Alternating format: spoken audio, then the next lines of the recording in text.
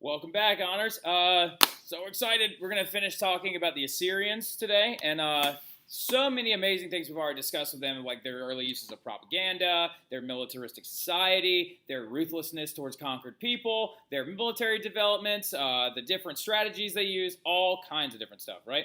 Now, really quick question, though. What area did they conquer in whole again? Good job back there. I hear you. That's right. I hear you, Brienne. Good job. So, they conquered the entire Fertile Crescent area, and they did that in a lot of different ways. But let's continue talking about that. So we talked about, this is another wait, real quick. What type of Assyrian artwork mostly exists? Lots of different amounts of stone, good, and they use them to make reliefs. Good job, Andrew. Now, anyway, so right here, for example, is another depiction of a siege of I think it's a Babylonian city in this one. So anyway, but this is actually the Assyrians sieging a walled city. So the coolest part about this, y'all are looking at it right now, you're like, oh, that's just some guys with bows and arrows. Look closely. The Assyrians were so well known for being fantastic military tacticians, right?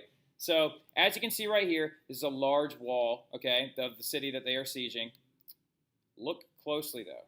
These guys are all actually not really an offense, they're a distraction, right? Right here, the Assyrians were literally tunneling underneath the wall as this battle is going on to get inside the city and destroy it from within. Amazing stuff, right? So anyway, and then also right here is another, this is another crazy piece of propaganda showing like the removing of one's teeth as a threat, like skinning people and prisoners, and also pulling some people apart. So the Assyrians, like I said, were very aggressive people. You can't get mad. I mean, it happened. I'm just telling you what happened, right? So anyway, now, the Assyrian military was the largest standing army ever seen in the Middle East or the Mediterranean, right? Not only did the Assyrians have advanced technology, they also had great tactics to catch other kingdoms. The army drew rams into the city walls to break them down, so like huge battering rams, like it was almost like a tank-like structure. The Assyrian troops threw ladders against walls of cities to climb up and over the stronghold, while armies launched arrows to deter people off the wall. The Assyrian army even used these people called, like I said earlier, sappers, which are soldiers who dug tunnels. That was their specific job, to sap the origins of the enemy's walls so that they would weaken and fall, right? Bury underneath, get inside, and then the walls would actually come completely down. Awesome, right? How do you beat a wall? You don't have to go over it. Let's take the earth out from underneath it and watch it come down. Because a lot of these other early structures, like wait, hold on. Quick review question. What is a Mesopotamian prayer temple called? Or excuse me, what is a Mesopotamian prayer temple called? Good job, Lankowski, right? It's a ziggurat. And most of these structures didn't use mortar at the time, so they actually were very easy to take down. But the sappers were the ones that weakened the ground underneath, causing them all to fall. So anyway, here's another awesome story. Don't write this, but it's just a great story. If there were a river between the Assyrian army and the city, the engineers would build pontoons to bridge the rivers. A pontoon is like a very large floating bridge, right? So they also, this is one of my favorite things, so at this one point, make sure you write this down though at the very bottom. There was one point where the Assyrians were trying to besiege a small city-state that was actually on an island, and it was off the coast of the Aegean Sea, and we believe as historians that it was probably a Jewish fortified area, and the Hebrews actually took the bridge down to keep the Assyrians from coming in, and they were like, haha, you don't have a boat, you're not going to get us.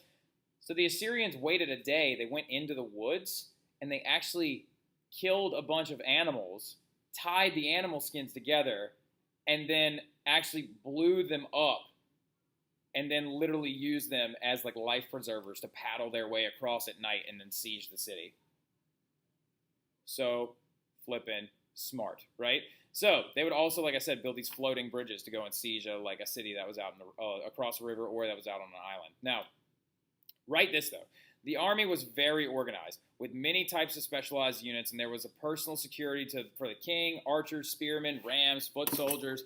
Now, a lot of people say, well, why are we talking about these people? They're literally the very first people to denominate their army into specific groups to make them more effective, right? So, ironically enough, the people that took them over, which were the Neo-Babylonians, were the ones that took this idea from them in a rebellion status, so which is really, really actually neat. So, this right here is the Assyrians literally using their animal skin life preservers to swim their way across the river. And as you can see, there's a fish right here, and they're in the water actually swimming their way over. So, anyway, controlling the conquered kingdoms, Assyria actually organized their conquered areas into territories into a very large empire. The Assyrian kings picked governors for the dependent territories that supported the rulers and sided with the Assyrians, right? So basically it would be like if our classroom went and took over all of the other classrooms on Freshman Hallway, I would leave, as the emperor of this now hallway, I would leave some of you in charge of individual classrooms so you could report back to me in case a rebellion was happening, right? So anyway, if a conquered territory refused to pay taxes, Assyria would destroy the land and kill every single person that lived there. Sorry. Now, if there were any signs of rebellion, entire populations could be wiped out as a statement, and other territories were annexed. So hundreds of thousands of people were deported to work in Assyria as slave laborers and conscripts into the army. The Assyrians were very, very rough, savage people, right? Very, very extreme people. I mean, you can even see it in their art. Their art is hard and cold and not a lot of paint and things like that. It's like almost indicative of their personality in a way. So, let's keep going. Now, technology that they also came up with. They were the first ones to invent chariots. A lot of people say the Romans were the first ones to invent chariots, but that's actually not true. The Assyrians were the first ones to invent chariots. So they were one of the most useful things that the Assyrians used. And also, they were means of quick transportation, two-wheeled, horse-drawn chariots, and were used to smash their way through cities and towns of their rivals. So, also, they wielded iron weapons. The Assyrians were also some of the very first ancient people to notice the quality and efficiency of iron over bronze, right? They actually learned this from the Hittites from earlier when they conquered Egypt. Now, iron has three qualities that make it better than bronze. It is stronger, holds an edge longer, and it's more durable. So, they were some of the first to use iron. Now, however, eventually their empire is going to what? It's going to fall. So, they made too many enemies, right? They were destroyed by a huge group of rebelling cultures that all attacked at the exact same time.